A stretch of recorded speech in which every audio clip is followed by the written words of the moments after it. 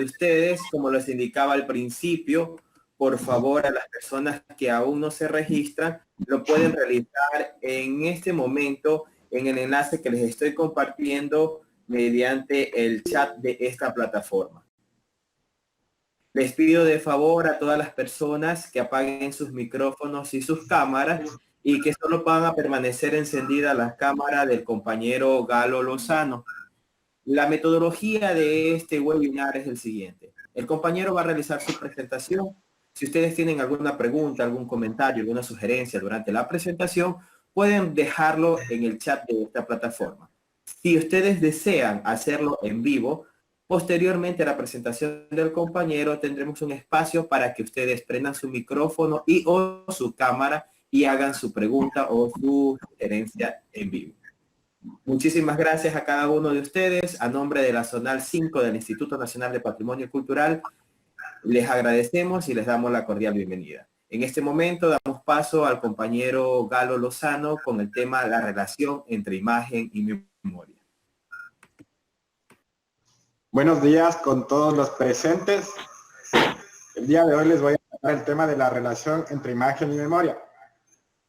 En primera instancia voy a hacer una introducción teórica al tema y posteriormente voy a exponer como estudio de caso al inventario de fotografías patrimoniales Yancón que realizó el instituto en el año 2018.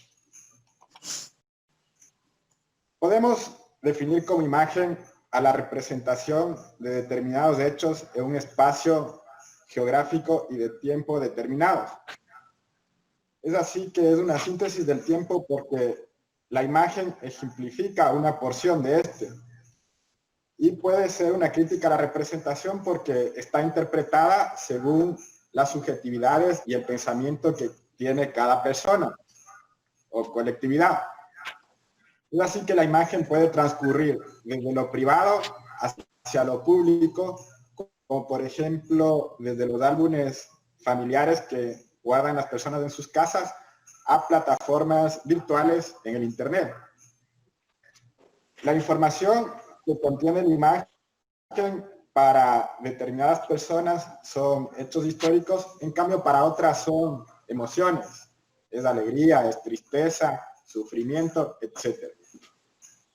La imagen en ese sentido también puede representar cosas ficticias que no demuestran toda la realidad de lo que sucedió, pero también puede representar hechos reales que ejemplifican cosas totalmente verdaderas.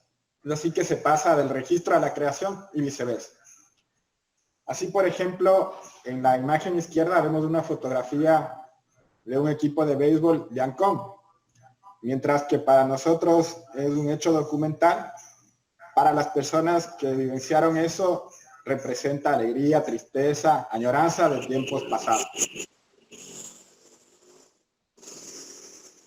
Los estudios de la memoria surgen a partir de la Segunda Guerra Mundial en Europa para tratar de resarcir el genocidio de personas que ocasionaron los nazis en todo el mundo. Y en América Latina, en cambio, surge a partir de las dictaduras en el Cono Sur, en países como Argentina, Brasil, Uruguay o Chile. En Ecuador no hubo tanta fuerza de estas dictaduras, sin embargo, sí ha habido estudios de memoria con hechos aislados, como por ejemplo la muerte de Roldós, la desaparición de los hermanos Restrepo, o incluso la persecución a grupos, entre comillas, subversivos como Alfaro y de Carajo, que han sido llevados a la pantalla grande. Actualmente en la sociedad existen una infinidad de imágenes que circulan tanto por espacios virtuales como por espacios físicos. Los más medias han hecho que todos podamos acceder a diversos tipos de imágenes a través de una computadora. A esto Andreas Huysen le denomina el boom de la memoria, que de alguna forma las grandes empresas de comunicación buscan a través de los hechos históricos crear productos con fines de comercialización según la lógica del capital. Esta sobrecarga de imágenes que existen en los espacios puede hacer que las imágenes se banalicen y se trivialicen y que en definitiva no estén construyendo nada, sino que simplemente contribuyan más bien a su olvido y que la memoria en sí desaparezca. En ese sentido, la imagen también puede ser una especie de memoria protésica, porque actúa como un dispositivo que es una extensión del cuerpo para que las personas que no han vivenciado determinados hechos puedan conocerlos y puedan interpretarlos a través de su propia subjetividad. Por lo tanto, según Alison Ladler, esta memoria protésica construye memoria e identidad. La memoria es un campo en disputa en el que tanto los grupos hegemónicos buscan mantener el poder y el status quo a través de la implementación de diversas imágenes que buscan establecer sus proyectos de nación. En cambio, para los grupos subalternos puede ser un medio de resistencia, que lo que busca es más bien el disenso para visibilizar sus problemáticas sociales y que de alguna forma contribuyan a establecer la conciencia crítica para tratar de buscar transformaciones a futuro.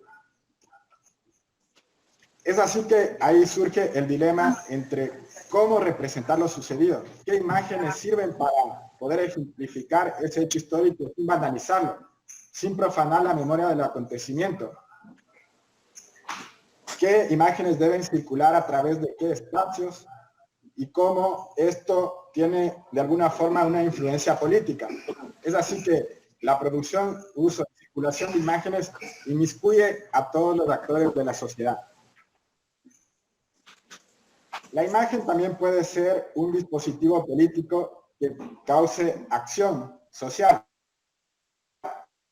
Por ejemplo, hace algunas semanas atrás circuló la imagen de George Floyd mientras era asesinado por un policía que presionaba su cabeza con la rodilla. Esta imagen fue tan impactante que hizo que varias poblaciones de Estados Unidos se movilicen, varios grupos de activistas de Estados Unidos aún en la cuarentena protestaron contra el racismo, no solo a nivel de Estados Unidos, sino a nivel mundial. Hubieron varias campañas de protesta que en sí causaron una conmoción en esta misma pandemia.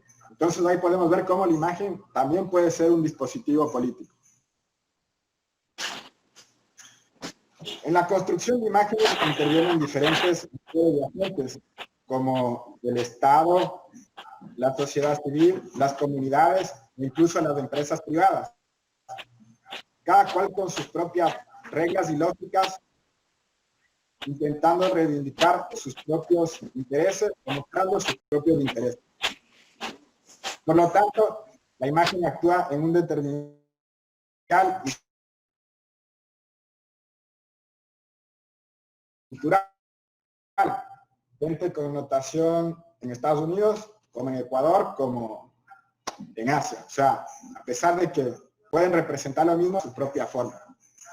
En ese sentido, hay diferentes estrategias para poderle difundir a través de diferentes soportes, como puede ser el video, la fotografía e inclusive hasta la pintura. Por lo tanto, la imagen es un campo de inclusión y exclusión. A pesar de que todos los grupos socioculturales tengan memoria de sus hechos históricos, no todos se incluyen en los proyectos hegemónicos más relevantes. Entonces, la memoria actúa a través de cada subjetividad y a través del cuerpo y las emociones, creando lo que se llama un cuerpo social. Algo que me llamó poderosamente la atención fue que en Ancón, a inicios del siglo XX, se retrata mucho a los grupos subalternos. Sin embargo, los grupos subalternos como comunidades indígenas y demás, en la misma península no fueron visibilizados. El Estado no se interesó por sus problemáticas sociales y ni siquiera existen registros de esos acontecimientos. Ahora, en cuanto a lo que el instituto o sea, mejor dicho, para reconocer una fotografía patrimonial, nosotros nos basamos en sus valores simbólicos, históricos y estéticos que deben ser altamente representativos para una comunidad. Tanto en la parte material como en la parte inmaterial, un documento histórico que puede ser investigado. Entonces, en cuanto a la parte material, lo que tratamos de ver es la técnica que ejecutó, el soporte en que se lo hizo, si es que tiene determinadas características estéticas, si tiene claroscuros, si tiene algún contraste. En cambio, en cuanto a sus valores simbólicos y materiales, evidentemente la imagen tiene que ser apropiada por las comunidades, quienes son los que le otorgan valor. Acá, por ejemplo, podemos ver una imagen de trabajadores petroleros de Ancón. Esta imagen evidentemente representa las actividades productivas que se desarrollaron en Ancón en esa época. Por eso nosotros, como Instituto Nacional de Patrimonio Cultural, le hemos asignado esta connotación de patrimonial, lo que no implica que se pierdan sus valores inmateriales ni que la gente deje de circular en sus espacios esta imagen. Ahora bien, en el año 2008 el Instituto Nacional de Patrimonio Cultural realizó el inventario de las fotografías patrimoniales,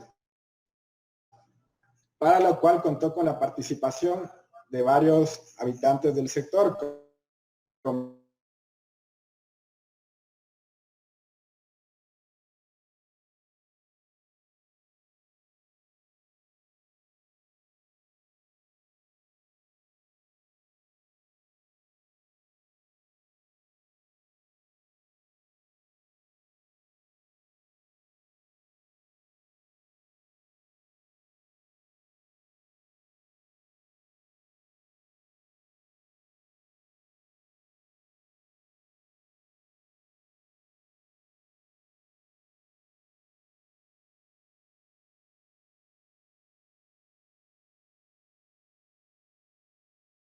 intentó explotar esta zona.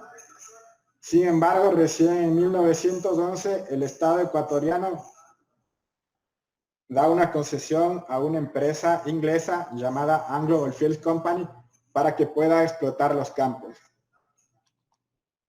Ellos en la zona dispusieron todas las relaciones sociales y se evidenció la existencia de jerarquías. Por ejemplo, los dirigentes, los altos directivos, los ingleses estaban distribuidos en barrios residenciales con las mejores vistas hacia el mar, con mejores servicios de salud, de luz, de alcantarillado, de electricidad, mientras que los obreros eran marginados hacia la periferia, alrededor del campo petrolero mismo, en primera instancia en campamentos que quedaban totalmente aislados. Entonces, esto causó un fuerte impacto en todas las poblaciones que migraron hacia este sector, provenientes de todas las regiones del Ecuador, tanto de la costa como de la sierra. Fue una mezcla que ahí se dio, inclusive con gente del exterior que llegó a Ancón en esa época. Pero los ingleses también impusieron su pensamiento y su cosmovisión, lo que se ejemplificó en el orden, en la limpieza, en la hora inglesa. Eran demasiado rígidos con eso para tratar de alguna forma controlar a la sociedad. Entonces se implementaron programas de capacitación para que las personas pudieran conocer acerca de la tecnología para explotar los recursos. Y era bastante productivo. En esa época, Ancón se convirtió en uno de los centros económicos del país que generó desarrollo a todas las regiones. Sin embargo, hubieron minorías que no estaban totalmente satisfechas con este trato, ¿no? Entonces se conformaron los primeros sindicatos petroleros que buscaron reivindicaciones sociales y mayores derechos. Tanto es así que lograron un contrato colectivo que benefició a toda la población. Pero además, estos sindicatos irradiaban en otras partes del país e iban llevando su discurso hacia otras regiones como la Sierra Central o la costa. La mujer también tuvo una fuerte participación en Ancón. Tanto es así que en 1975 se tomaron las instalaciones de la Anglo para reclamar por mayores derechos y las injusticias ante los malos tratos de sus familiares y esposos. También hacían otras labores como enfermería en hospitales, pero de alguna forma ya se fue inmiscuyendo en la sociedad en esa época. Este centro político económico era tan importante que diversas autoridades visitaron la región, como por ejemplo el presidente José María Velasco Ibarra, y se le daba mucha importancia para poder manejar la economía del país. Es así que posteriormente los ingleses, a raíz de que dejaron el campamento, hizo que la comunidad de alguna forma se sienta desprotegida, porque ellos imponían todo, la regulación de quién ingresaba, de la seguridad, del orden. Entonces, más bien lo que se trata con estas imágenes es rememorar otras épocas que las nuevas generaciones conozcan y que a partir de ese pasado planteen a futuro sus proyectos propios de desarrollo de la parroquia. Nosotros como Instituto Nacional de Patrimonio Cultural tratamos de que la fotografía no sea simplemente un soporte material, sino que también incluya otras estéticas basadas en la sensibilidad de los habitantes de la comunidad, de manera que se contraponga a la anterior ley de patrimonio cultural que solo definía como patrimonial a algo sumamente estético. Ahora tratamos de abarcar el pensamiento de otras personas y otras formas de ver el mundo. Eso sería la presentación. Muchas gracias. Muchas gracias, Galo. En este momento vamos a dar paso a las partes de preguntas y respuestas. Agradecemos a todas las personas que se están conectando en este momento. Por favor, si tienen tal vez alguna inquietud, lo pueden realizar mediante el chat de esta plataforma o pueden encender sus micrófonos y o cámaras y allí pueden hacer las preguntas que ustedes deseen. O tal vez algún comentario o sugerencia. Estamos libres en este momento y Galo estará predispuesto a contestar o aclarar sus inquietudes. Aquí hay una inquietud, Galo, indican, ¿aumentarán las fotografías existentes en el archivo patrimonial? Sí, claro, evidentemente nosotros a futuro tenemos una programación de ir incrementando y seguir haciendo este trabajo. Actualmente por las dificultades de la pandemia y por otras programaciones no se ha podido concluirlo, pero a futuro sí existe esta posibilidad.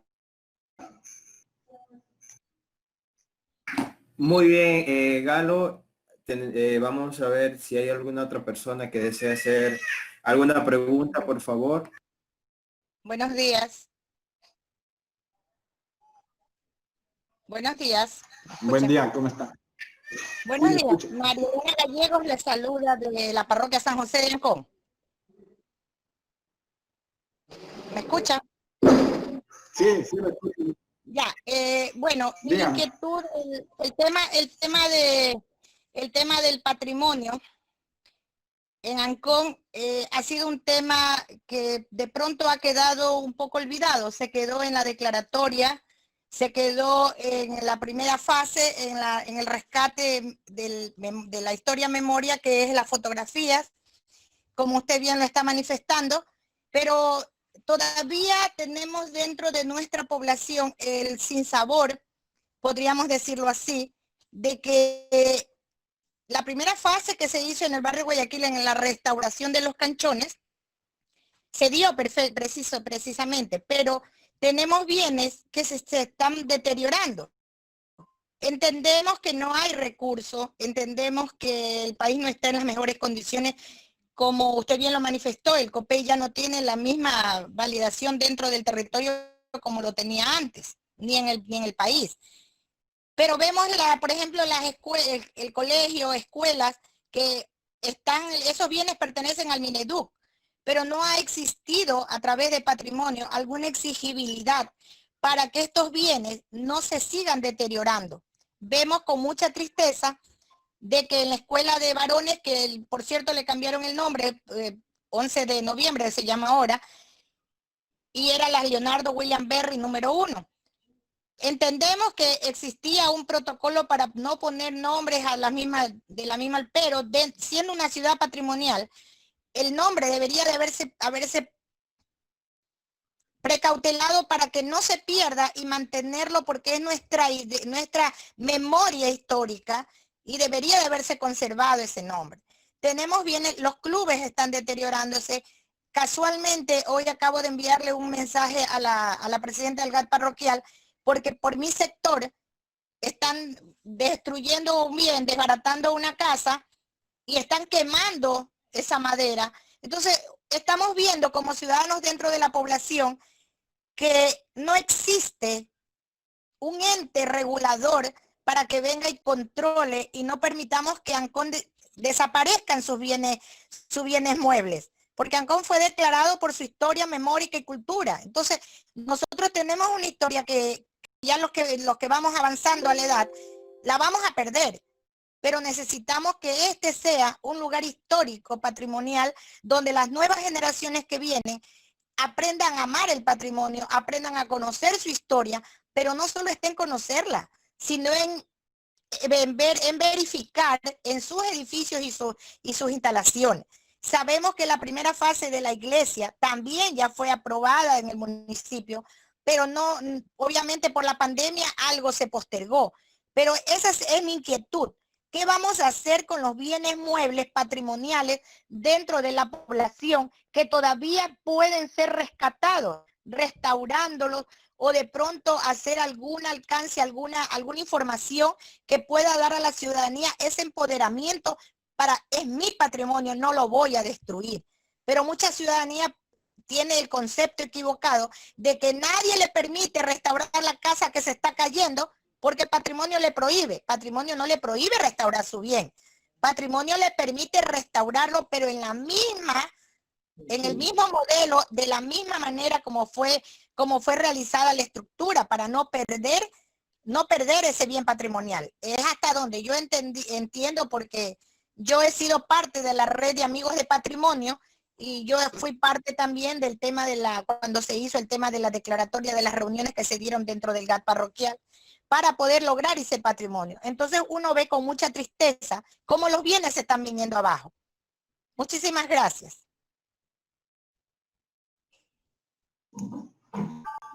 Bueno, nosotros como Instituto Nacional de Patrimonio Cultural trabajamos en conjunto con el GAD de Santa Elena para tratar de coordinar acciones en conjunto.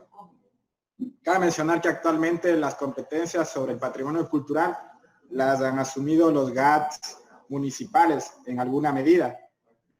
Entonces, ellos deben de alguna forma implementar planes, programas y proyectos junto con la comunidad para que los bienes que están apropiados sean puestos en valor y pueda ser de alguna forma restaurados, conservados. Y claro, es un trabajo en conjunto que se lo tiene que desarrollar, pero no necesariamente pasa por parte del Estado central, sino que cada gobierno local es el responsable por gestionar su patrimonio en el territorio, y de alguna forma deberían emprender las acciones para lograr esos propósitos. Nosotros los apoyamos con el asesoramiento técnico, con la revisión de los proyectos, pero sí necesitamos una mayor colaboración y trabajo en conjunto con los GADs municipales.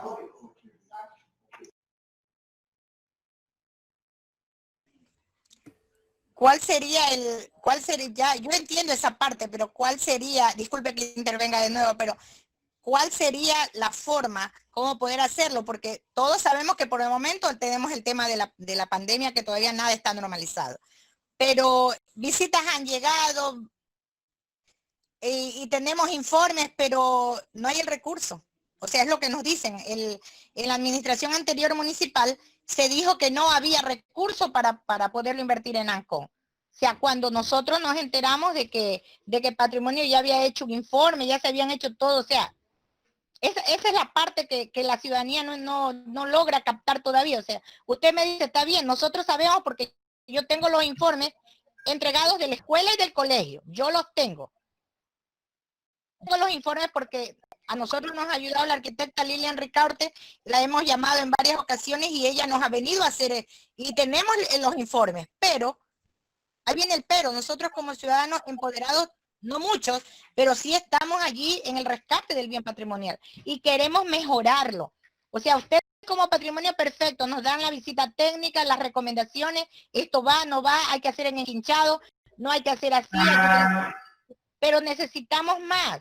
Necesitamos que dentro de Patrimonio exista fiscalización, un departamento donde la ciudadanía puede decir, ¿sabe qué? El alcalde o la autoridad de turno no me está escuchando, y reclamo como ciudadano o como el GAT parroquial que de pronto no tengan la predisposición, el GAT municipal como para atendernos el requerimiento. O sea, necesitamos que exista una persona, un departamento a quien uno pueda llevar mi documento y quiero hacerle el seguimiento, porque en exigibilidad de mi derecho, yo como ciudadano, necesito que esto de aquí se vea visibilizado dentro de la obra que como patrimonio merece priorizarse. Discúlpeme. Me gustaría intervenir en algo. Buenos días, Andrés, un gusto. Buenos días, ¿cómo está? Buenos días. Desde la participación del compañero Luis Rendón, precisamente él es parte del área de Patrimonio Cultural del GAT Municipal de Santa Elena. Luis tiene la palabra. Ya, muchísimas gracias. Un saludo, gusto de verlos nuevamente, Marilena. Sí, hay una realidad también que debemos precisar, ¿no? Cuando se hizo la declaratoria de patrimonio, se malinterpretó la acción del gobierno, ¿no? Y se pensó de que el gobierno como tal iba a proceder a coger cada una o tomar cada una de las viviendas, cada uno de los edificios de San José de Ancón, y los iba a restaurar sin que la comunidad interviniera para nada. Es decir, todo el gasto, todo la restauración de las viviendas iba a ser de esa manera. Eso por un lado. También es cierto de que, como ya se ha manifestado, no hay recursos, pero también hay una situación particular. La ley es bien clara, dice y responsabiliza a los propietarios o tenedores de las viviendas patrimoniales o de los artículos patrimoniales. Dice que son los responsables de su cuidado, mantenimiento y restauración. Entonces, tenemos el caso de algunos edificios que están o han sido entregados, que son propiedad privada, ¿no? Tenemos el caso del Club Unión, el Club Andes, la Junta Cívica, en fin, algunos edificios que en su momento se quisieron restaurar, pero se encontró con este obstáculo legal, ya que el terreno ha sido dado en donación a los actuales socios, y estos socios en su momento no permitieron que se intervenga. Caso específico, la Junta Cívica. Y yo les hablo con propiedad y conocimiento porque yo, junto con la presidenta de esa época, la señora Marta Pilco, quien les habla era vocal del GAT parroquial, estuvimos al frente de todo el tema de la declaratoria patrimonial. Y lamentablemente, cuando hubieron los recursos, en el caso específicamente de la Junta Cívica, habían $2 millones para intervenir. Los directivos actuales, que todavía forman parte de esa presidencia de la Junta Cívica, dijeron no. A nosotros nos dan el recurso. Y enviaron documentos al Ministerio Coordinador de Patrimonio en esa época, de que esos $2 millones se les debería entregar a ellos porque ellos tenían el proyecto. Entonces, la respuesta fue clara. Si al gobierno parroquial, que es un nivel de gobierno, no les damos los recursos, ¿por qué le vamos a dar a una institución privada? Y se perdieron esos recursos. Entonces, ahora que como yo estoy a cargo de la coordinación patrimonial del municipio de Santa Elena, el alcalde ingeniero Tobera me ha dado esa responsabilidad, justamente por el conocimiento que tengo en cuanto a los temas patrimoniales, no solamente de Ancón, sino del Cantón Santa Elena. Me encuentro con casos puntuales, ya lo decía María Elena Gallego, el caso de la escuela. La pregunta es, ¿quién es el propietario de la escuela? ¿La comunidad? ¿El municipio? Es el Ministerio de Educación. Y es el Ministerio de Educación que no se preocupa en asignar recursos para que esos edificios sean restaurados. Lo mismo pasa con el técnico Ancón, ¿no? Y ahí es donde recojo la palabra de muchas personas aquí de Ancón, en el tema de que el INPC debería ayudarnos para que se indique al ministerio, y lo podemos hacer en conjunto con el municipio, para que el Ministerio de Educación en este caso asigne recursos para que estos edificios sean restaurados, ¿no? Se puede hacer convenios con la universidad, con la Universidad Católica de Guayaquil, con la ESPE, con alguna universidad, para que ellos hagan los estudios y poder poner en valor al Ministerio de Educación la restauración de estos edificios. Entonces, mucho puede hacer el municipio. Sí, el municipio tiene la competencia y eso es una gran realidad. Pero ahora que yo estoy en el municipio, me encuentro con una realidad económica de que para el ejercicio patrimonial del Cantón Santa Elena, no de Ancón, del Cantón Santa Elena, son $50,000. ¿Qué podemos hacer nosotros como municipio con $50,000? Esa es la realidad económica. Entonces, hay que, de alguna manera, el Ministerio de Cultura y Patrimonio debe ayudarnos a los municipios, porque no es el caso solamente del municipio de Santa Elena. Hay muchos sectores históricos del país que no cuentan con los recursos. Hay muchas capacitaciones, mucho trabajo de que se está dando por el INPC, pero caen en un vacío económico. El problema no es la parte técnica, el problema no es el empoderamiento de la ciudadanía.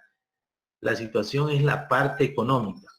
Entonces, si no tenemos este recurso, ¿cómo vamos a lograr eso? Y la otra parte, y con esto finalizo mi intervención, la ciudadanía tiene que entender que si yo vivo en esta casa que ha sido declarada patrimonio, yo tengo que cuidarla, no el Estado.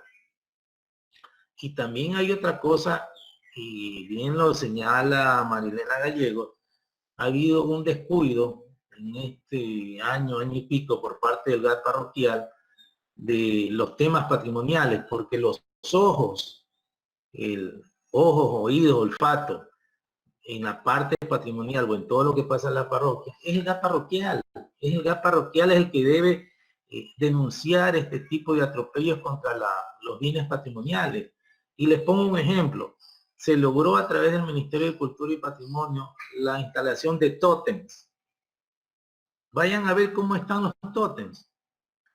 Hay uno que está en el parque, el otro está afuera del lugar parroquial, y los otros están tirados por ahí. Entonces, está en el suelo. Entonces, la parte patrimonial en esta administración, lamentablemente tengo que decirle, no es importante. Y si ustedes como patrimonio hacen un recorrido, van a darse cuenta de que estos tótems que costaron alrededor de $2,500 en esa época, están botados. Entonces, y lo que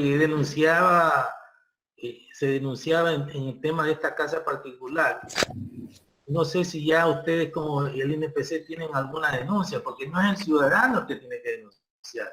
Para eso está el GAT parroquial, para que reporte esto y se ponga coto en esta situación. Puede ser que el tema de la pandemia haya de alguna manera limitado esta situación, pero yo sí les pido a ustedes a ver cómo trabajamos, en este caso con el municipio de Santa Elena, para que a través del Ministerio de Cultura y Patrimonio se revise la asignación de recursos, porque el tema patrimonial es caro, eso hay que reconocer. O sea, Muchas gracias, Luis, por su intervención. Por supuesto, posteriormente vamos a contactarnos con usted para solucionar este tipo de problemas. Los técnicos se contactarán a su número telefónico y a su correo institucional para poder aclarar esta situación. muchas gracias. Gracias. Cristian, ¿me permites, por favor? Por supuesto, quien está pidiéndome la palabra es el director de la Zonal 5, el arquitecto Johnny Ugalde.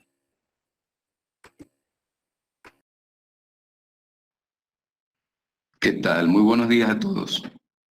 En primer lugar, agradecerles por la atención. La verdad es grato tenerlos en pantalla, aunque sean algunos de ustedes conocidos de hace mucho tiempo. Y puedo conocer un poco en detalle la historia del tema de ANCOM, porque fuimos nosotros precisamente quienes hicimos el levantamiento de información para esa declaratoria y trabajamos un largo periodo allí, conocimos un poco la historia de ese rincón del Ecuador, que por otro lado protagoniza la historia económica del país durante el último siglo, que es la historia petrolera. Y la verdad es lamentable el hecho de que un patrimonio tan importante como aquel, yo diría que a nivel subcontinental, ¿no? Porque la historia del petróleo es una historia que nos compete casi a todo el continente. Respecto ya del tema puntual, lo primero que hay que hacer es trabajar de manera coordinada. Y para poder coordinar las acciones tenemos que, para decirlo de manera gráfica, trazar el tablero, trazar la cancha. Y la primera pregunta que se me viene a la mente en este momento es la siguiente. Cuando estuvimos finalizando el trabajo del inventario e iniciando el tema de la declaratoria, se organizaron algunos talleres con un buen número de personas, habitantes de Ancón, y se construyó una normativa que tendría que haber sido aprobada por el municipio, porque son los instrumentos los que construyen los caminos, los canales de comunicación y establecen las responsabilidades de todos y cada uno. En el tema de las intervenciones a las edificaciones, más allá de quién las haga, si el dueño del edificio, si la hace el GAT a partir de un presupuesto propio o patrimonial, o a lo mejor el propio ministerio. Independientemente de aquello, la forma de intervenir tiene que estar regulada y se trabajó sobre eso. La pregunta para ti, Luis, es ¿cómo quedó esa normativa, esa ordenanza? ¿Fue aprobada? ¿Está en vigencia? ¿Ha sido validada? ¿Fue alterada? ¿En qué estado está? Porque es a partir de eso que podemos discutir lo demás. Te agradecería, por favor, nos aclares un poquito el tema. Bueno, un gusto, Johnny, poder escucharte. Sí, la ordenanza está en vigencia. Lamentablemente, y debo reconocerlo, no se aplica, ¿no? No hay la, digamos, no diría la voluntad del municipio de que se cumpla la ordenanza, pero no se está aplicando. Entonces, si no se está aplicando, es difícil hacer los correctivos necesarios en el camino, y no ha habido, digamos, interés realmente por reformarla, porque hay muchas cosas que tienen que cambiarse. A raíz de que yo entré al municipio, yo una de las cosas que he solicitado, y se ha contratado, tengo entendido, a un grupo de técnicos en ordenanza para reformar la ordenanza de Ancón, para lograr hacer una ordenanza cantonal, porque en la provincia, en el Cantón Santa Elena, solamente hay 2 sectores que tienen ordenanzas en este aspecto, y uno es Valdivia y la otra es Ancón. Entonces, hay un déficit en cuanto a la aplicación de la ordenanza, su seguimiento y por ende de la asignación de recursos que también definitivamente le corresponde al municipio. Entonces, contestando de manera puntual, no se está aplicando la ordenanza. Esa es una lucha que se tiene desde antes de que yo ingrese al municipio y que ahora la estoy teniendo internamente. Incluso yo he solicitado al municipio que se asigne el tema patrimonial a uno de los concejales. Sin embargo, a ninguno de los concejales les interesa el tema patrimonial. Entonces, es una pelea un poco desigual porque no hay el enlace necesario internamente para que se pueda lograr objetivos propuestos, ¿no? Eso es lo que yo te puedo decir.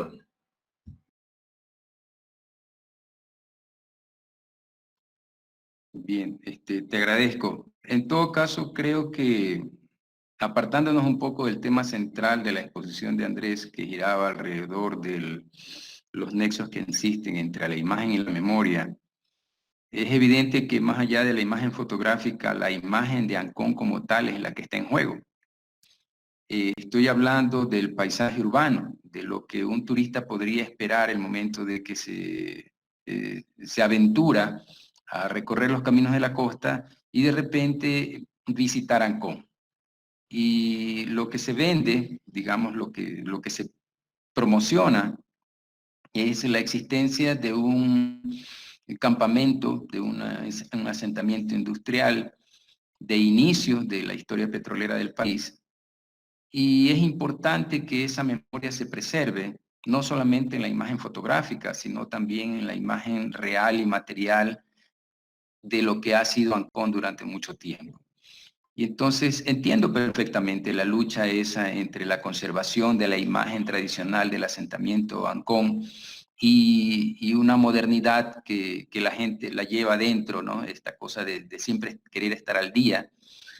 Y esa restricción que de repente puede sentir, porque esto también abarca el tema de las emociones, de querer estar apegado a una nueva corriente, a un nuevo estilo de vida, etcétera, ¿no? ¿Verdad? Y eso es una lucha eterna, o sea, eso no solamente sucede en Ancón, eso sucede en todas partes del mundo.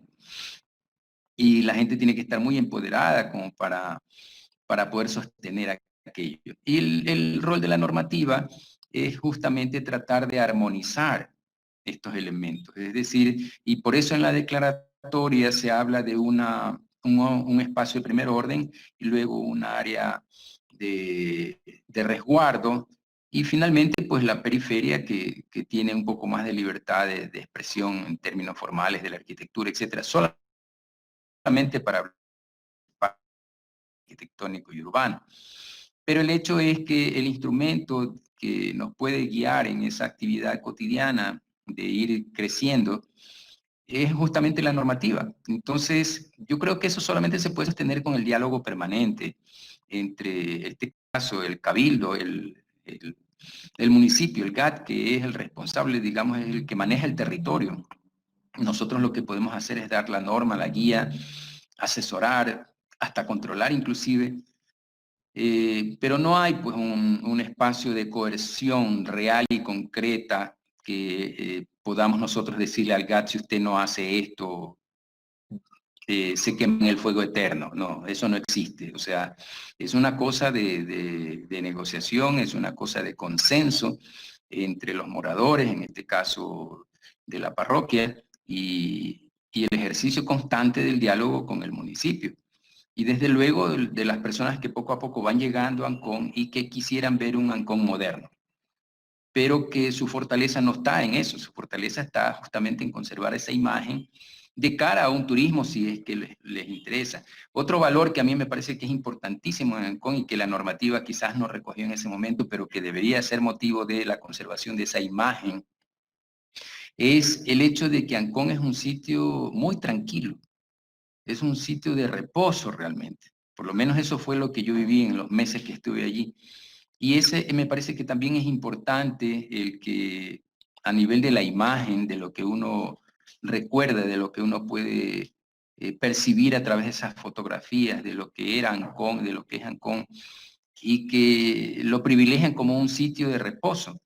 A mí me parece que un proyecto de esa naturaleza es muy interesante poder sostenerlo, desarrollarlo. La imagen de Ancón como un sitio tranquilo, como un sitio de descanso, y no el típico destino playero de discoteca y eso, sino más bien lo otro, ¿no? Una cosa, un espacio de tranquilidad, que es hermosísimo, por lo menos a mí me encantó muchísimo eso, ¿no? Y que es una singularidad en toda la costa ecuatoriana, diría yo, ¿no? O sea, pocos espacios en la playa del Ecuador tienen esa característica que tienen de su paisaje, incluyendo su paisaje sonoro, ¿no? Esa tranquilidad, y que creo normativa no recogió en su momento, pero que también vale la pena trabajar y que creo que son los mayores, no los pobladores más jóvenes de Ancón, que son los que tienen que reproducir aquello, pero son los mayores los que deberían participar en ese proceso. Y estoy viendo en la pantalla pequeña a Grace Borel por allí que nos está siguiendo en silencio. Un saludo, Grace, hace mucho tiempo que no nos veíamos. Y bueno, ese es el mensaje que les puedo decir. O sea, esto tiene que trabajarse en conjunto. Y de nuestra parte, la coordinación, efectivamente, hace 1 año y pico, 2 años quizás, estuvimos allí por el tema de la escuela. Y se hizo un reporte a nivel de toda la región, esto un poco explicando el rol del instituto en términos de lo que podría pensarse o esperarse del accionar del Instituto de Patrimonio Cultural. Hicimos un reporte respecto de todos los espacios patrimoniales. Básicamente son escuelas y colegios, algunos espacios de salud que están en manos del Estado central y que tendrían que encargarse de su mantenimiento y buen estado. Efectivamente, vamos a hacer el seguimiento de aquello. ¿Cuál es el proyecto que en este momento podría tener el Ministerio de Educación respecto de ese espacio en particular? Porque efectivamente estaba en una situación bastante delicada. Además, hay que reconocer que la arquitectura de Ancón es una arquitectura bastante frágil. Yo diría que es casi un milagro de la tecnología, la calidad de los materiales, qué sé yo, que ha permitido que ese asentamiento sobreviva. Pero por decirlo de manera gráfica, está construido de una manera bastante frágil. Y desde luego de eso tiene su explicación, porque se trata de un asentamiento que se pensó originalmente como algo transitorio, era un campamento en realidad. Y entonces no es fácil conservarlo. Eso también hay que reconocerlo desde el punto de vista de la técnica, ¿no?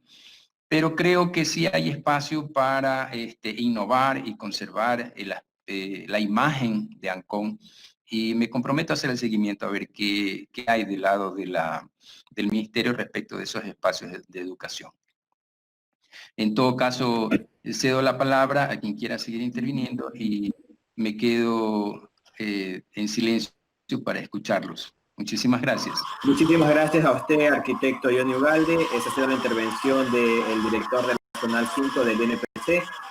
Antes de la intervención del compañero que tiene encendida la cámara, me permite leer un par de inquietudes que tengo aquí en el chat que lo han hecho con anterioridad.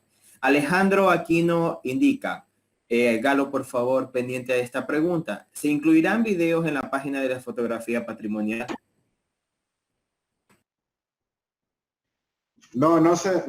Al menos por ahora no se tiene previsto incluir videos porque es una plataforma exclusiva para la visibilización de las fotografías patrimoniales, que por cierto pueden visitarla en fotografiapatrimonial.gov.es. Muy bien, la siguiente inquietud es de Isaac Cruz. Saludos desde el GAT Cantonal La Libertad. En Ancón, ¿por qué no se destaca que también fue parte de la línea férrea ecuatoriana? O sea, no es que no se lo destaca, sino que las fotografías que en este proyecto pudimos registrar no evidencian ese hecho. Existe, bueno, dentro de la información que manejamos, existe poca evidencia sobre esto. Y esa es la razón por la que... Muy bien, Sí. antes de continuar con la lectura de las demás preguntas, damos el paso al compañero Roberto Zamora. Sí, ¿cómo les va? Muy buenos días. Roberto Zamora, delegado municipal del Cantón Balao. Bueno, tenemos una novedad con respecto a una solicitud o un comunicado que nos hizo la Corte de Justicia Indígena acerca de un supuesto hallazgo arqueológico acá en los predios del recinto San Carlos, del Cantao. Como hogar municipal no habíamos tenido conocimiento al respecto y nos notificaron, incluso yo pasé una carta, bueno, desde la alcaldía se pasó una carta el día de ayer al director, Johnny Ogalde, para solicitar una inspección. La idea es seguir o regirnos al protocolo en el caso de los supuestos hallazgos o los registros de hallazgos arqueológicos para registrarlos, para corroborar o para descartar estos supuestos hallazgos, porque estas personas de la Corte de Justicia Indígena mencionan y han hecho público en varios medios de comunicación el hallazgo que está sonando mucho en los medios de comunicación, pero que el GAT municipal no había tenido conocimiento. O sea, ellos han hecho publicidad, incluso han indicado que la SPOL es quien ha hecho el estudio para corroborar y que indica, según estudios de los laboratorios del SPOL, dice un comunicado de ellos, estos restos arqueológicos tienen alrededor de 500 años y que corresponden a la cultura chorrera. Yo me he puesto en contacto vía teléfono con el arqueólogo Byron Vega con la intención de coordinar acciones para tener el aval del instituto. Cabe indicar, y el objetivo de mi intervención es recalcar que como GAT no habíamos tenido conocimiento y estos comunicados están llegando, vuelvo y repito, por varios medios de comunicación, cosa que queremos corroborar como GAT municipal. Entonces, nada más quería el apoyo del director con el apoyo técnico o derivar a las personas que correspondan para la inspección. Tengo entendido que se va a coordinar ya para mañana una primera inspección en territorio para que el arqueólogo empiece a determinar el origen, la veracidad o descartar estos hallazgos. Eso quería indicar. Muchas gracias. Muchísimas gracias, Roberto. Precisamente como usted lo indica, mañana está destinado que un funcionario de nuestra zona, específicamente el arqueólogo Byron Vega, viaje hacia Balao para solucionar y para hacer la inspección respectiva de este hallazgo. Cristian, si me permites. Por supuesto, arquitecto. A ver, sí, efectivamente, tuvimos conocimiento del hecho la semana anterior, no recuerdo, creo que fue el día viernes o algo así.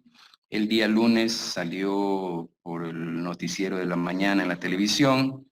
Hemos observado el contenido de esos noticieros.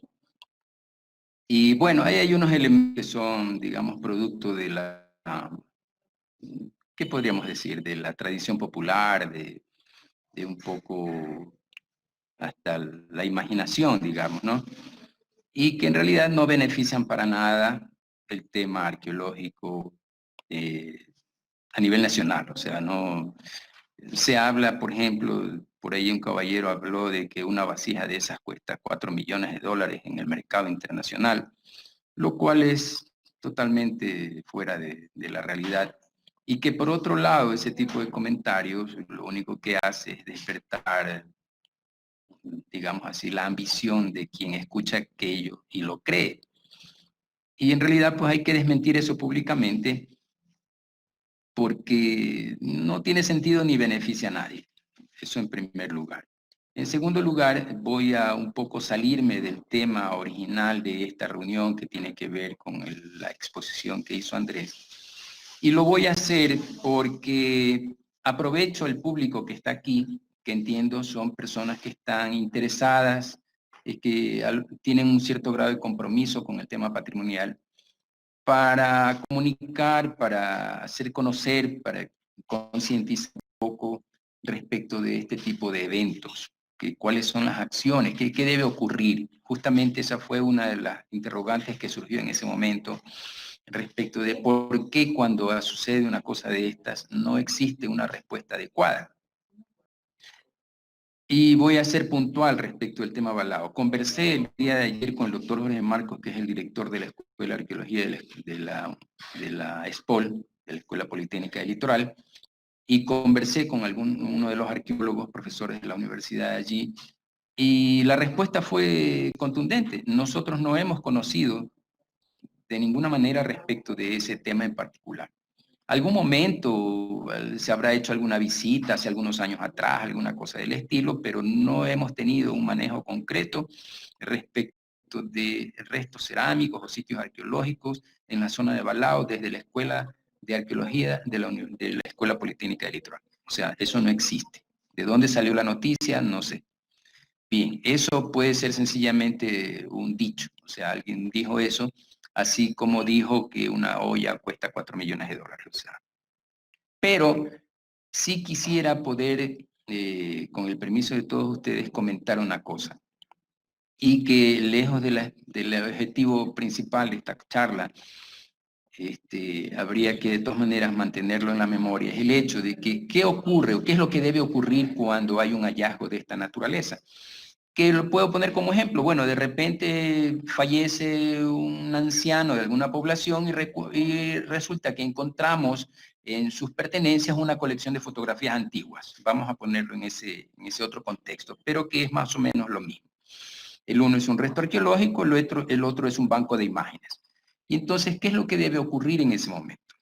La respuesta es sencilla. En primer lugar, paralizar, y respecto del sitio arqueológico, paralizar la actividad de remoción del terreno para evitar que el sitio arqueológico se siga deteriorando. Es lo primerito. Y eso es algo que debe conocer la ciudadanía, no solamente las autoridades. Si alguien está haciendo un trabajo de remoción de suelo, ya sea porque va a construir y porque va a hacer un canal, su casa, un puente o lo que sea, lo primero que debe suceder es eso, se detiene el trabajo. En segundo lugar, habría que señalizar el área para que todo el mundo sepa que en esa área no se debe trabajar. O sea, es un problema de comunicación. Señores, perdones, hemos encontrado aquí un resto arqueológico. Por ley, todo resto arqueológico es patrimonio cultural. O sea, no hay que dudarlo. Usted encuentra restos arqueológicos, eso es patrimonio. Y por lo tanto hay que protegerlo. Y entonces, lo primero es paralizar los trabajos, lo segundo es señalizar un poco la área, acordonar, poner una cinta o lo que sea que permita que cualquier persona diga, ah, por allí no se puede andar. En tercer lugar es poner en conocimiento del hallazgo arqueológico fortuito, porque se entiende que es una cosa que no está planificada, a la autoridad local, en este caso al GAT y al INPC. Ese es el tercer paso, o sea, no hay por qué pensarlo mucho. Entonces sorprende en realidad que en la noticia respecto de este tema, de este hallazgo arqueológico, se comente que hace un año han estado encontrando este sitio, esta colección de objetos. Y recién hoy, o sea, recién la semana anterior, aparecen las noticias y se entera tanto el GAT como nosotros. Eso quiere decir que la ciudadanía no conoce la importancia ni qué hacer en un momento de emergencia. Entonces, por eso es que estoy aprovechando este espacio, porque debe ser de conocimiento de todos. De allí en adelante ya viene la gestión técnica, ¿verdad? Esto es realizar una inspección, realizar un registro fotográfico. Es importante, por ejemplo, tener la coordenada o la ubicación, alguna cosa que nos permita ubicar en un mapa, en un plano, o poder indicarle a un funcionario público cómo llegar al sitio, ¿verdad? O sea, definir el espacio en donde se encuentra. Y de allí en adelante, pues ya viene una acción un poco más técnica, un poco más especializada, que es la visita del instituto. Y una cosa que también se debe hacer al inicio es los objetos que se encuentren, que estén a flor de tierra, sean recogidos y almacenados, si es posible, con un listado mínimo en un sitio, para efectos de que eso no se extravíe, no se pierda y puedan ser puestos en valor de alguna manera. Esto es también importante hasta que se tomen ya pues las medidas más definitivas respecto de qué hacer con este espacio, con este lugar, etc.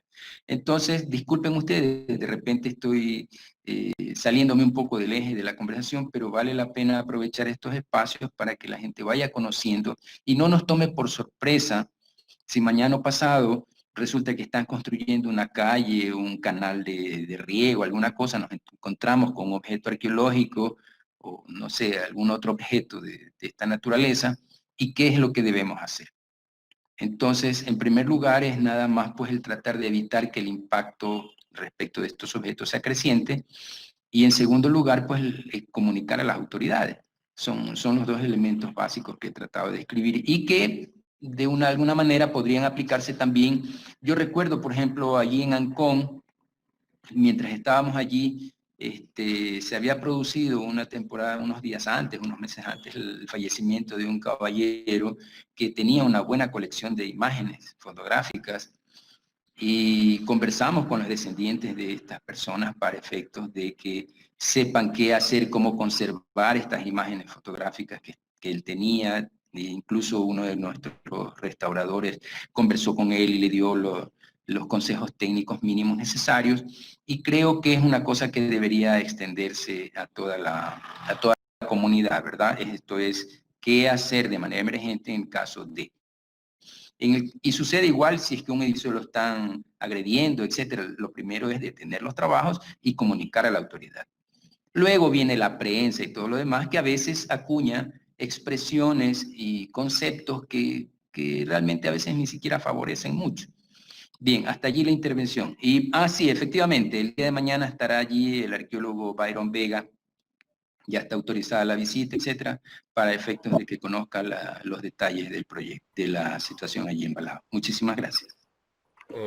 Señor director, muchísimas gracias.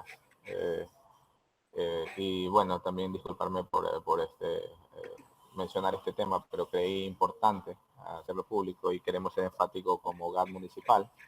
Y me tomaré las palabras del señor alcalde, que dijo que queremos aclarar que como GAD municipal no tuvimos conocimientos, y esa es nuestra intención. Creo que hemos hecho en función de lo que ha mencionado el señor director en este momento. Lo primero fue mencionar a la autoridad competente para que se hagan los estudios respectivos con los conocedores del tema. Entonces, vuelvo y repito, como GAD municipal también nos cogió de sorpresa y nos parece fuera de contexto muchas de las publicaciones que se han hecho en los diferentes medios. Entonces, nuestra intención es aclarar eso, y mañana ya con la inspección en territorio pues vamos a quedar más claro, y ya el arqueólogo podrá emitir un informe al respecto, ya estando en el sitio. Muchísimas gracias nuevamente. Gracias también. Gracias a usted. Antes de continuar con las demás intervenciones de las personas que están participando en este webinar, les invito a todos ustedes a que nos ayuden evaluando este evento. Para nosotros es importante conocer su opinión, entonces en el chat les estoy enviando un enlace para que nos ayuden evaluando el evento. Continuando con las intervenciones, vamos a leer a otras personas que nos han escrito. La compañera Mayra Puya dice: saludos a todos, felicitaciones al compañero Galo. Una pregunta, sé que ahí hubo pozos petroleros, ¿cuánta información al respecto han logrado obtener? ¿Pueden contarnos un poco más sobre la vida durante este proceso de la gente que fue a trabajar por allí? Galo, por favor, ayúdanos con esta intervención. Bueno, sí, en el inventario de bienes industriales constan varios pozos petroleros de Ancón. Actualmente están siendo conservados por parte de la empresa Pacipetrol.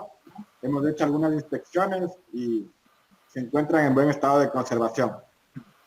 Sin embargo, claro, como la empresa tiene que constantemente cambiar su maquinaria, algunos tanques y otros elementos industriales de la época ya han sido eliminados, por decirlo de alguna forma, ¿no?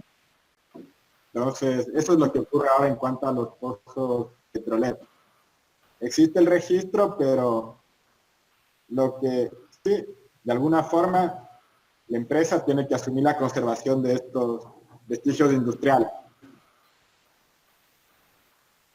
Muy bien, continuamos, Galo, con otras intervenciones. Alejandro Aquino nos dice, ¿por qué no han publicado fotografías como la masacre obrera de 1922 dentro del archivo? Ya que las fotografías de dicho evento se los pueden encontrar fuera en internet y por ser parte de la historia, no deberían estar en la página de fotografía patrimonial. Claro, la temática que involucra la fotografía patrimonial es muy extensa. Y nosotros, en la medida de lo posible, tratamos de año a año ir alimentando esta base de datos. No es que no queramos publicar, sino que simplemente por ahora hemos empezado con Ancon y a futuro ya se irán incluyendo nuevas temáticas. También hemos hecho el inventario de las fotografías de la colección El Telégrafo de la Universidad de las Artes y estamos en ese proceso. Voy a tomar la palabra. Buenos días. Buenos días, bienvenida. La saluda desde aquí Ancon, de manera especial el arquitecto Ugarte. Tuve el honor y el gusto de participar mucho tiempo sobre la historia que se trataba de aquí de Ancon. Entre esos proyectos también estuvo que se haga dentro de lo que es el patrimonio y la historia propiamente. Se hablaba de que no solamente debe ser lo físico, que se quede como museo, porque si bien es cierto, en Ancon habían muchas y hay todavía personas que trabajaron en Anglo que ya son de avanzada edad, pero era lo más importante tener la historia viviente de Ancon. Eso era lo más importante, hacer entrevistas, ¿no? Conversaciones, porque ellos prácticamente eran ellos los únicos que podían tener y dar toda la información. Perdón. Inclusive se lo comenzó a hacer en forma muy voluntaria, lo comenzamos a hacer con este personal dirigido por este arquitecto Ugarte, visitando algunos hogares de petroleros antiguos que nos proporcionaron historias, fotos. Lamentablemente, con estos cambios que suceden como en todas partes, ellos dejaron de venir acá porque se les terminó el contrato. Entonces se quedó como quien dice a un lado. Pero eso también sería parte de la historia de aquí de Ancon, no solamente lo físico, sino el museo viviente, como lo llamaban ellos, porque estaban interviniendo, eran los trabajadores, su familia, sus casas. Voy a hablar en cuanto al reglamento o ordenanza que existió y que se quedó elaborado. Ese documento fue conocido aquí en Ancon. Lo elaboró justamente el arquitecto Ugarte con su personal y con las personas que tuvimos la oportunidad de aportar para que este documento sea elaborado y aprobado por el municipio en los mejores términos.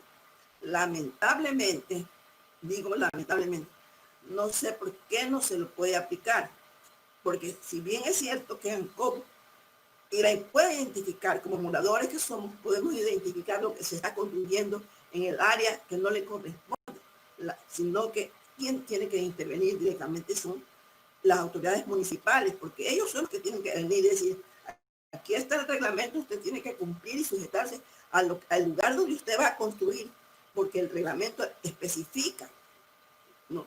En el barrio tal se puede construir en esta forma, en el barrio inglés se puede construir, pero no se ha hecho caso a eso.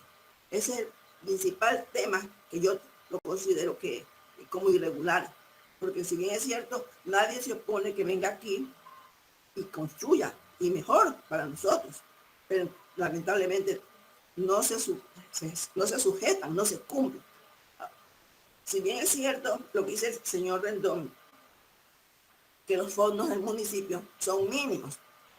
Claro que cuando a raíz que se declara Ancon como patrimonio, una de las recomendaciones de estas autoridades fue que el municipio también cree su departamento de patrimonio. Pero parece que solo al inicio nomás se hicieron las reuniones y todo, pero nunca se habló como quien dice, de seguir un seguimiento. Entonces la gente de Ancon puede tener voluntad, pero si no hay un seguimiento de la autoridad principal o de la autoridad central, que en este caso eran los municipios, además de ir consiguiendo los fondos poco a poco, porque en verdad no puede construirse algo en Ancon, donde está destruido bastantes cosas, con 50.000 o 10.000 dólares. Eso es difícil, es terrible. La iglesia, vienen como unos 5 o 6 años atrás, diciendo que la van a restaurar, la parte donde está destruyéndose, la parte donde está la torre.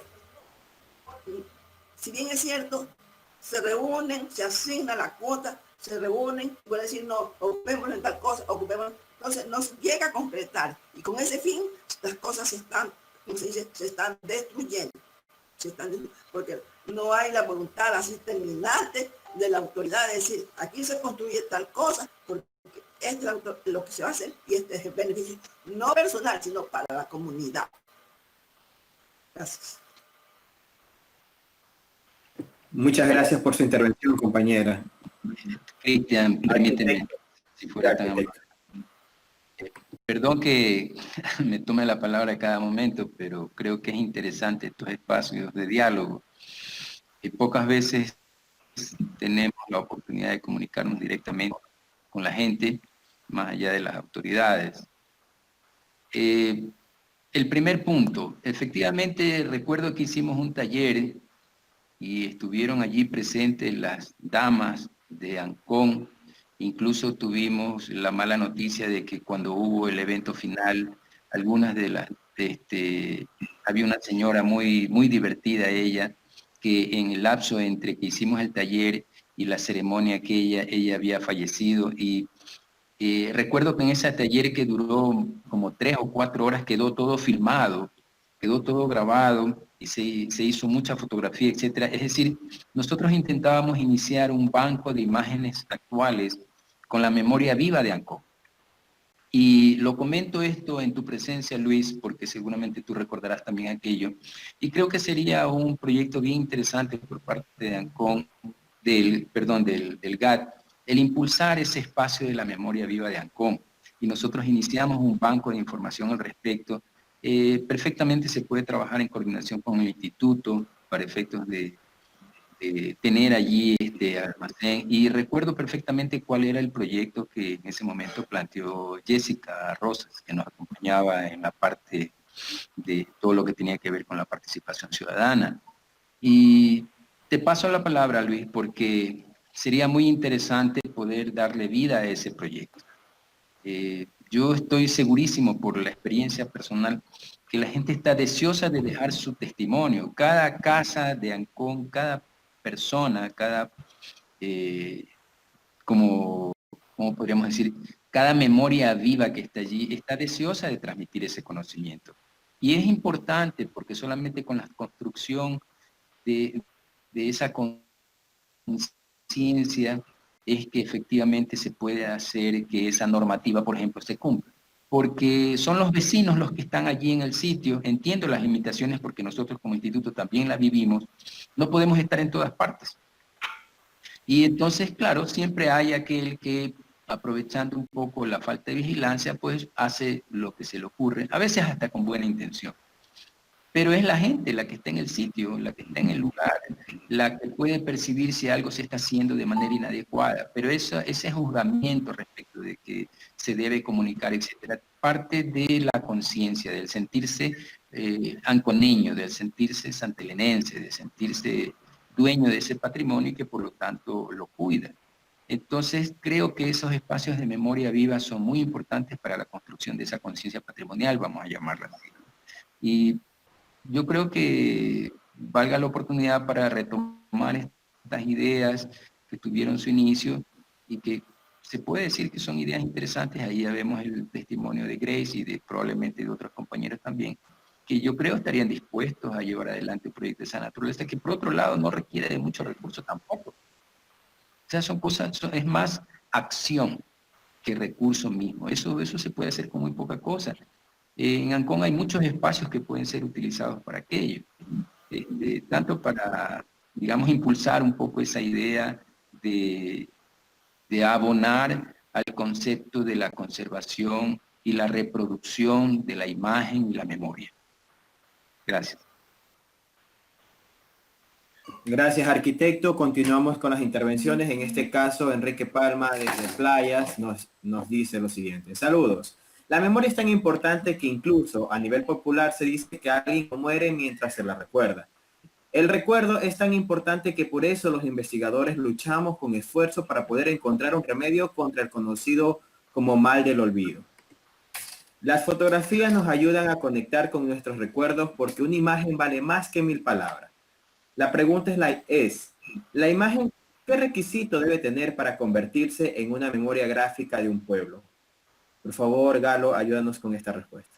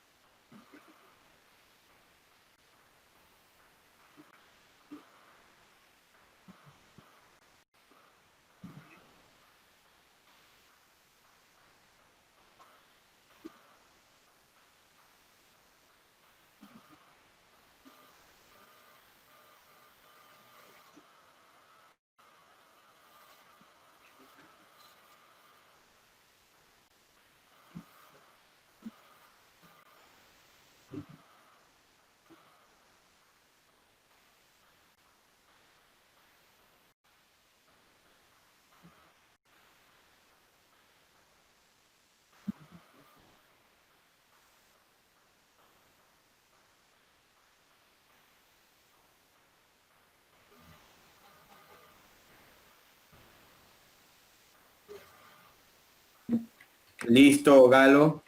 Seguimos. Zaira Aguirre. Buenos días. Usted ha enunciado la importancia de la fotografía en la memoria identitaria de las comunidades. ¿Han establecido algún proyecto de rescate de este valioso material de imágenes? Aquellas ciudades donde únicamente esté registrado es lo que queda. Y ciertos casos solo están en poder de las familias locales y se está perdiendo.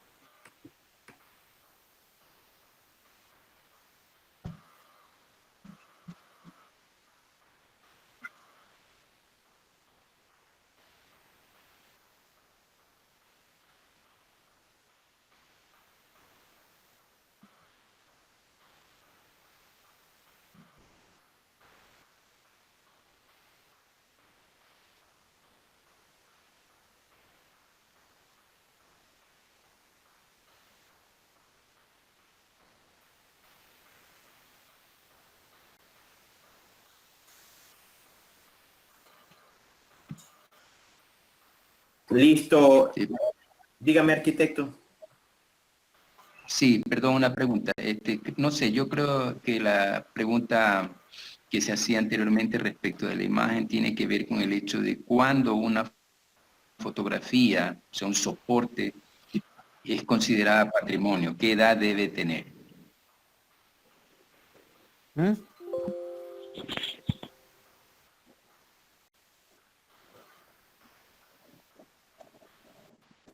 Aló, no sé, creo que se apagó mi micrófono.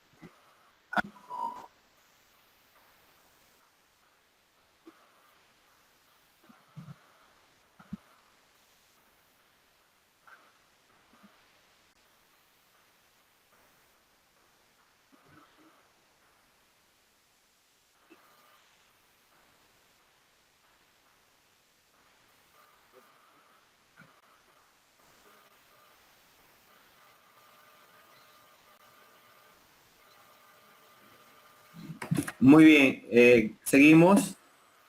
Aquí tenemos una intervención, otra intervención de Alejandro aquí. ¿Se creará alguna web exclusiva para videos patrimoniales? Al igual que audios y documentos.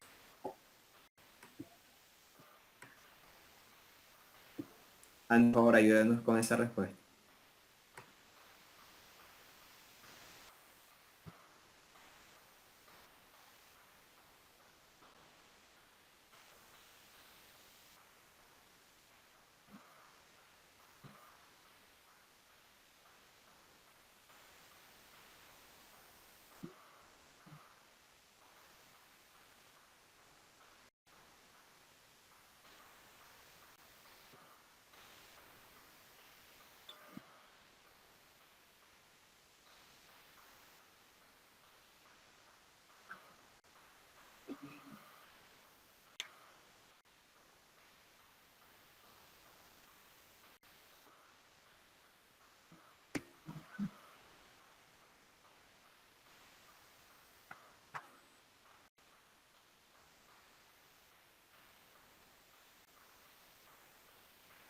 Muchas gracias.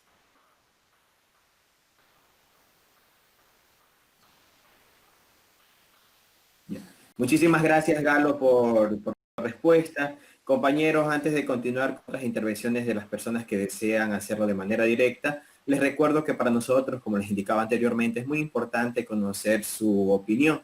Por eso los invito a que den clic al enlace que les estoy compartiendo en el chat y evalúen nuestro evento.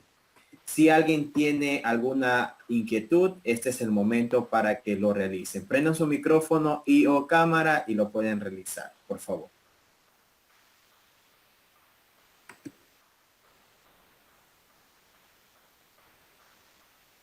Sí, una consulta, Cristian. Por supuesto, que Luis, sí. está Johnny ahí para ustedes como instituto. Me gustaría ver si a través de ustedes podemos reenviarla o enviar la actual ordenanza para ver cuáles son las mejoras que se podrían hacer.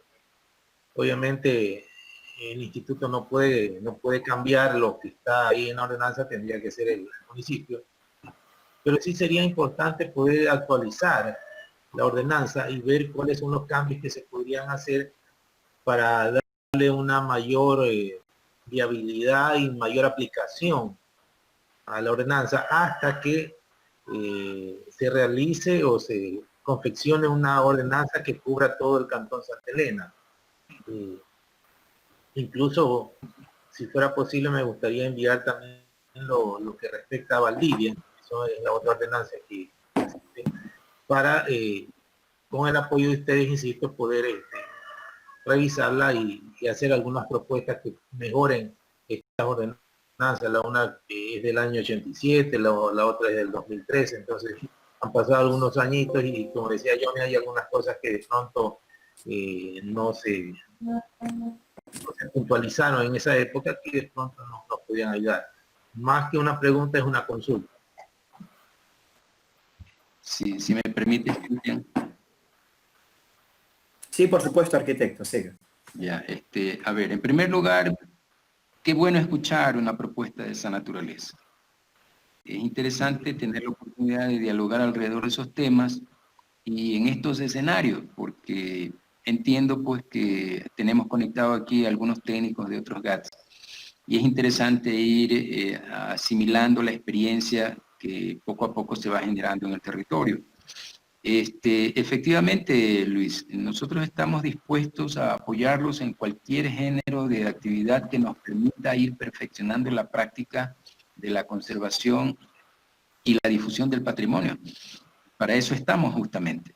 Así que en cualquier momento puedes enviarnos la documentación que tengas, nosotros la revisamos y podemos organizar una charla, sea virtual o ojalá pues en el corto tiempo podamos movilizarnos inclusive y llevar adelante los procesos de participación ciudadana, porque la ley escrita en el papel nada más, ya sabemos pues que no necesariamente se cumple en la realidad. Y es importante el que estas cosas se discutan, digamos, son parte de la vida cotidiana, o sea, el patrimonio está ahí todos los días y a cada rato, o sea, no es una cosa que se deba discutir solamente en eventos especiales, es una cosa que forma parte de nuestra cotidianidad y por lo tanto la participación ciudadana en estos espacios es importante. Así que en cualquier momento haznos llegar la documentación que sea, es más, en una invitación a los técnicos de los otros GATS que podrían estar presentes en este momento y que probablemente estén trabajando o tengan intención de trabajar en una normativa para efectos de ir acumulando experiencia y aprendizaje. Porque claro, el caso de Ancón es un caso particular. Yo diría que es único, ¿no? En tanto que se trata de un asentamiento petrolero, etc. Pero no por eso significa que no tenga algún aprendizaje que se pueda captar de esa experiencia. Entonces, estamos a la espera, Luis, y apenas recibamos el documento, lo discutiremos internamente y el momento en que tengamos la oportunidad de reunirnos, lo haremos ya un poco más ampliado y si es el caso de abrir a la participación ciudadana para discutir y recoger un poco el sentir y la vivencia de las personas en el espacio con estos patrimonios que los tienen al lado y que los viven y los disfrutan todos los días, den también su opinión. Pues de lo contrario, la ley va a quedar en el papel. Así que te tomo la palabra, Luis. Gracias. Muchas gracias. Continuamos con las intervenciones. Úrsula de la A, ella es funcionaria del GAT Municipal de Playas, nos pregunta: ¿se puede hacer el registro gráfico patrimonial partiendo de reuniones con las memorias vivas de Playas? Agradezco sus respuestas. Galo, por favor. Claro, evidentemente sí, se puede hacer el registro. Para el efecto, nuestros compañeros de Patrimonio Inmaterial realizan charlas de socialización, talleres, en el que van registrando la memoria de las distintas comunidades. En ese sentido, entiendo que en Playas se ha trabajado mucho con la balsa, con el tema de las balsas, con los entaquirados, y a futuro, claro, esto se verá reflejado en nuestras bases de datos que maneja el Instituto de Patrimonio Cultural. Gracias, Galo. Antes de continuar con alguna otra intervención, es importante aprovechar este espacio para indicarles y a la vez invitarles a todos los funcionarios de los GAT municipales que están en este momento participando en el webinar, que la próxima semana tendremos una jornada del control técnico de inventario del patrimonio cultural. Esta jornada durará 3 días, el miércoles 15, jueves 16 y viernes 17. Todas las jornadas empezarán a las 10 de la mañana. Por supuesto, se les hará llegar de manera oportuna un enlace para que se registren, asimismo el enlace para que ingresen a esta jornada. Les repito, jornada de control técnico del inventario de patrimonio cultural, que estará dirigido por el director de la Zonal 5, el arquitecto Johnny Ugalde, y varios técnicos especialistas en cada una de las áreas. Es a partir del miércoles 15 de julio hasta el jueves 17 de julio, todos los días a las 10 de la mañana. Les haremos llegar oportunamente la invitación con el respectivo enlace de registro y el enlace de conexión para el evento. Ahora sí, damos la palabra a la arquitecta Lilian Ricaurte. ¿Me permite la palabra? Por supuesto, arquitecta, bienvenida. Buenos días, compañeros. Realmente dos cosas. La primera era hacer una consulta, aprovechando la presencia del compañero Luis Rendón. Hay un proyecto que hizo el Ministerio de Cultura y Patrimonio sobre un trabajo de la memoria de Ancón, ¿verdad? Toda la intervención consideraba lo que era la parte urbana de Ancón, la parte más representativa, que era como el eje patrimonial de la parroquia.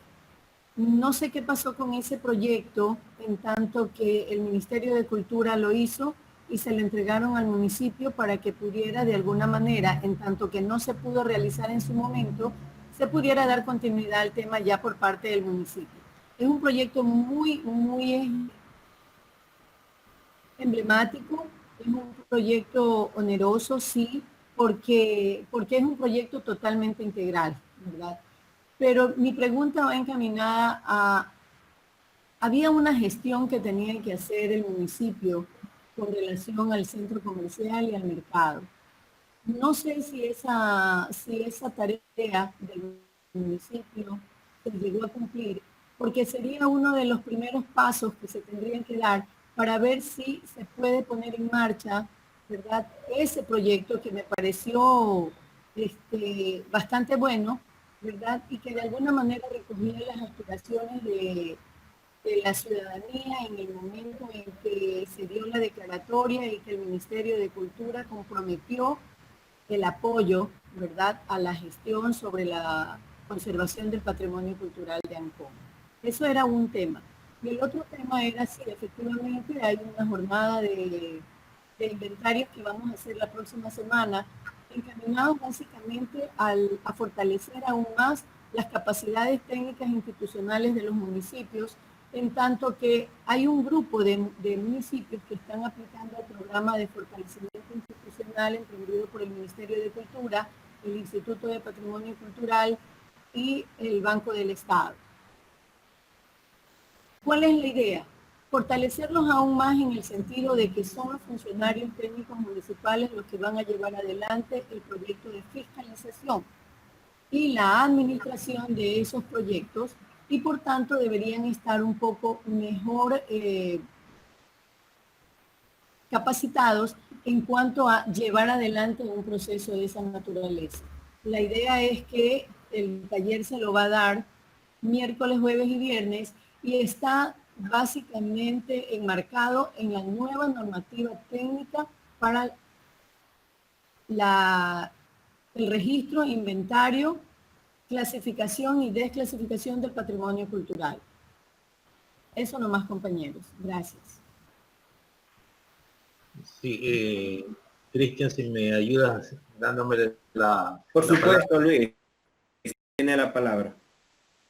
Sí, bueno, yo tengo la oportunidad, como repito nuevamente, de estar ahora en el GAD municipal, y efectivamente ya el departamento de proyectos tiene en sus registros las tres propuestas, los tres estudios que fueron hechos efectivamente por esta consultoría internacional y financiada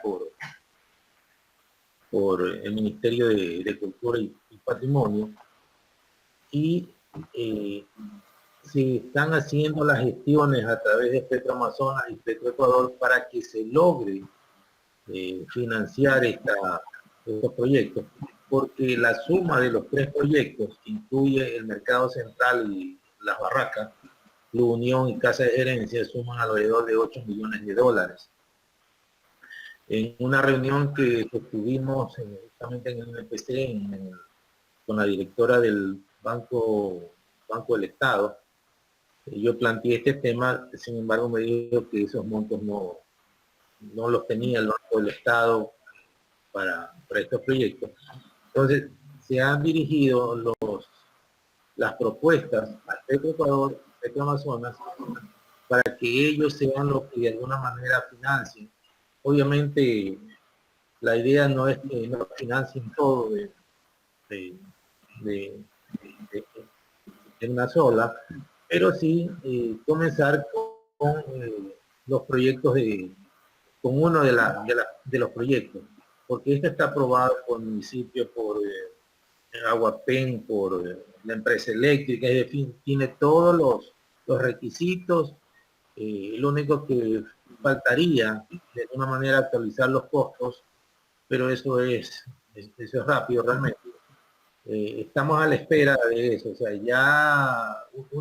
ya se hizo por parte mía. Una vez que yo ingresé al municipio como coordinador de patrimonio, lo primero que hice fue llevar los digitales de esta información para que se diera eso. Y vamos a continuar con este tema. También hay una posibilidad, una coyuntura de poder enviar estos proyectos para ver qué posibilidades hay de uno de estos proyectos, presentando los tres que ya están hechos y que tienen el aval del gobierno central. Eso en cuanto a este tema. Sí me gustaría, más que una pregunta, en realidad una consulta. Estos talleres miércoles, jueves y viernes, podríamos ser invitados, aunque no somos parte de este grupo de fortalecimiento, es una consulta. Por supuesto, Luis, usted como cualquier funcionario que esté relacionado con el área de patrimonio cultural de los GATS del Ecuador, están cordialmente invitados a este taller. Va dirigido para personas que están interesados en el tema patrimonial o que trabajan al respecto, no solo para los que están en este proyecto que tenemos en conjunto con el BEDE, sino para todos los funcionarios de los GATS municipales del Ecuador. Listo, entonces voy a esperar que me lleguen la dirección para poder... Por supuesto, le haremos llegar de manera oportuna el enlace para que se registre, así como el enlace para que ingrese al evento. Compañeros, muchas gracias a usted, Luis. Compañeros, tal vez alguien más desee intervenir. Este es el momento.